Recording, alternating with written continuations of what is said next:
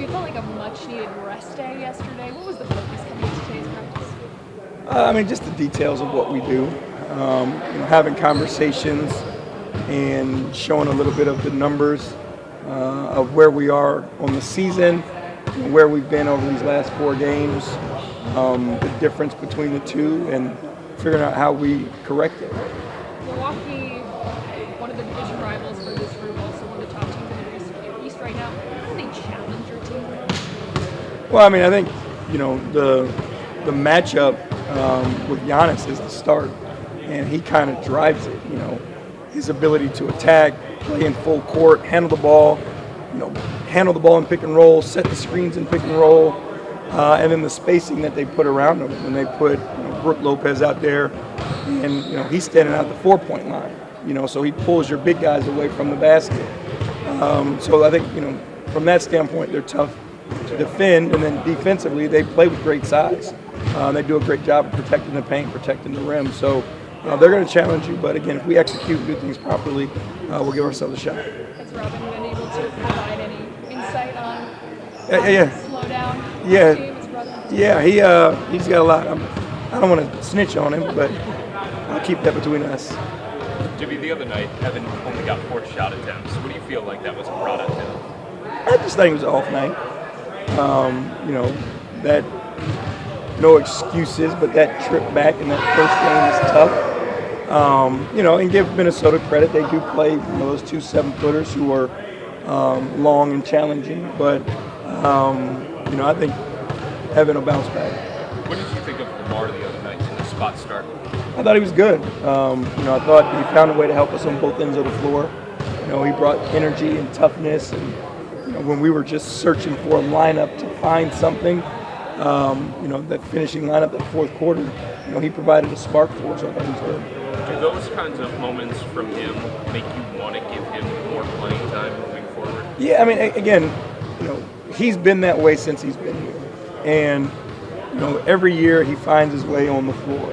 And he deserves the opportunity. Again, it's early and we're still trying to figure out lineups and rotations and that type of stuff.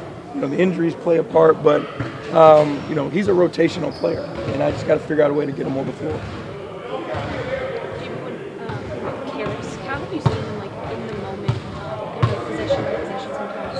When shots aren't falling, being able to impact the game in different ways and sort of being able to adjust on the fly? Well, I think he's always, and he goes into every game with the mindset of being an unselfish player on both ends of the floor. Just because his shot's not going doesn't mean he's not going to make the right pass or guard the other team's best perimeter player. So, he's always just trying to help. And I don't think, again, some guys will get hung up in the shots falling, but all he wants to do is help his teammates. Is that, how different is that mentality in the sense of, not being hung up on the shots when they're not falling and not getting in your head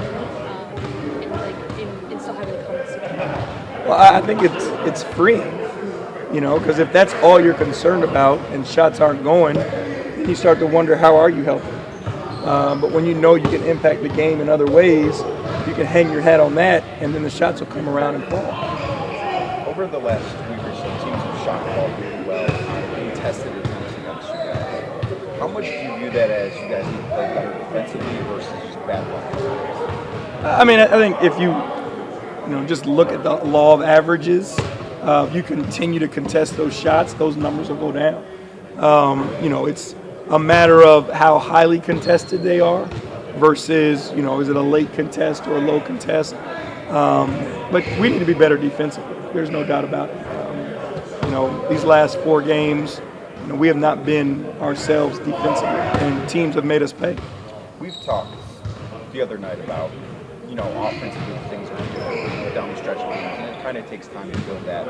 How true is that for things on the defense? I think it's understanding the system and then how it applies to matchups that are on the floor and what your opponent's sets are and what their key sets are. So, again, you have your system and what you're trying to take away and what you're willing to live with. But at the end of the game, those things change, right? if you need a two-pointer, you know, a guy who shoots 47, 48% from two, you're not going to want to give that shot up, so your defense has to be